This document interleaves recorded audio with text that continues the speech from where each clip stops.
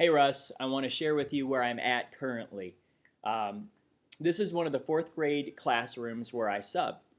So I love this classroom. I love the students. There's Bobby, who sits over here. He decided one day to talk in an Irish accent the entire class period, talking about his lucky charms.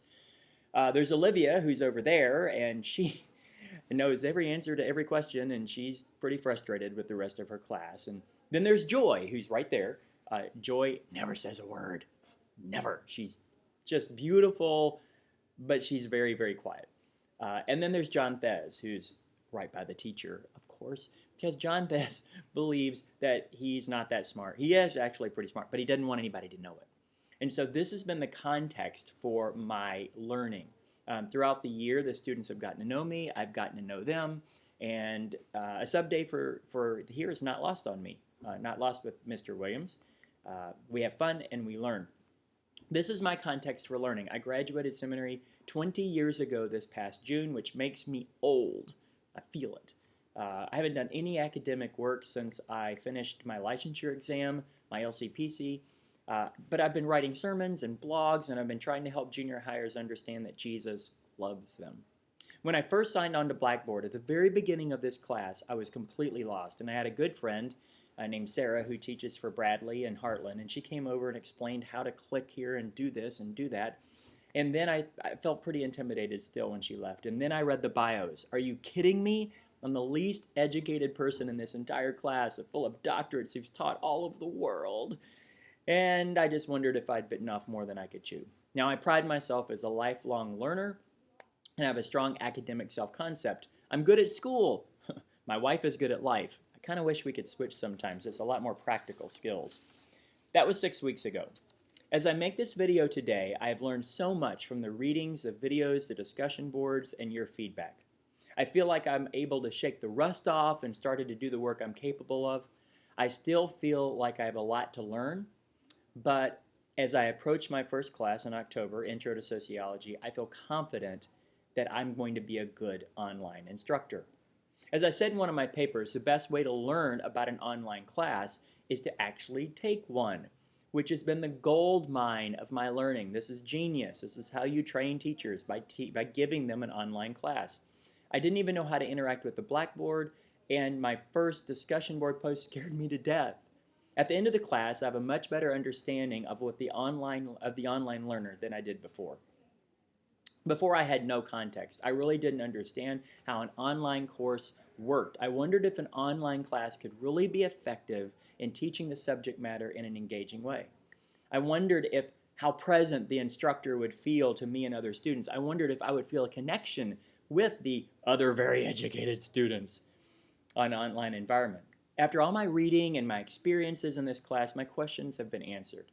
As an online learner, I found myself in a much more active role than I had expected, preparing assignments, reading my peers' papers, responding to the discussion boards, responding to my instructor's feedback, all led to a greater feeling of being there and being together, as Lehman and Kosesikeo describe it.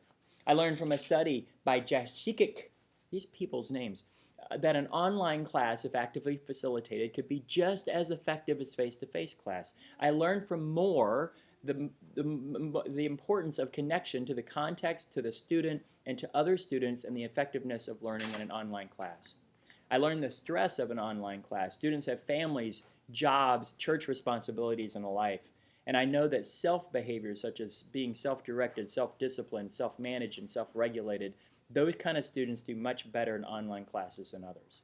I've walked in an online student's virtual shoes now, and I have a much better, clear understanding of what it takes to be successful in an online class. My view of online instructors has changed radically throughout this course. I had very little experience with online instruction. I did not understand how teachers could connect with the Bobbies and the Olivias and the Joys and the John Thezes in the class if they could not see them, if they were not in the same room with them. The readings and discussions on creating presence in an online class really opened my eyes to the possibility of engaging online students actively. The instructor is not a sage on a stage lecturing, which of course research tells us that's not very effective. The instructor is not a guide on the side, passively watching the class like a deist would see God. The instructor is a facilitator, a mentor, a coach. The time spent writing lectures can be spent answering questions and promoting discussion and provoking debate and assessing and giving feedback. The instructor is important, but not the center of attention. The center of learning is the student. A good teacher understands this. It's their job to get to know them, to understand their zone of proximal development, Vygotsky, understanding their learning styles and experience that they bring to the class. Bain, in his book, What the Best Online Teachers Do, which, by the way, was one of the best readings that we had, wrote that the three most important things a great online teacher does is fostering student engagement by creating a community of learners, stimulating intellectual development by using teaching to challenge students' thinking and perspective, and building rapport with students by understanding what the students need, being flexible and transparent.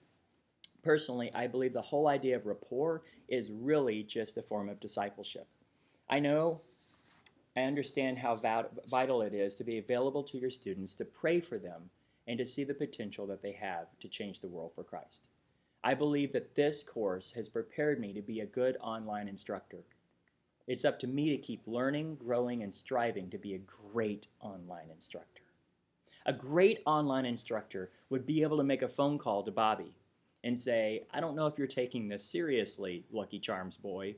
A great online instructor would help Olivia with extra assignments or extra feedback to help her because she's smarter than everybody in the class. We have to help her. And then Joy could be a lurker on the discussion board, but you could draw her in and she has time to think and doesn't feel so pressed as an introvert does. And then John Thez simply needs somebody to believe in him. And as a teacher, we can do that. The practical exercises, making a to-do list, managing discussions, giving feedback, and grading the assignment were invaluable to me as I go forward. The assigned readings and other articles that I have found to prepare stimulated a part of my brain that has been asleep for a while. I've found more articles to read. I even found an app that helps teachers, online teachers, with suggestions each week.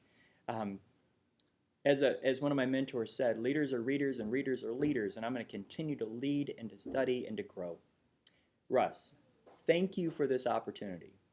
Thank you for the feedback that nurtured my soul and helped me understand that just because I didn't have a doctorate, that I can still be successful in this class and as an online instructor. And because of your prayers and because of your support, I believe that I will be an effective online teacher for Moody Bible Institute now and for many years to come. Thank you, my friend.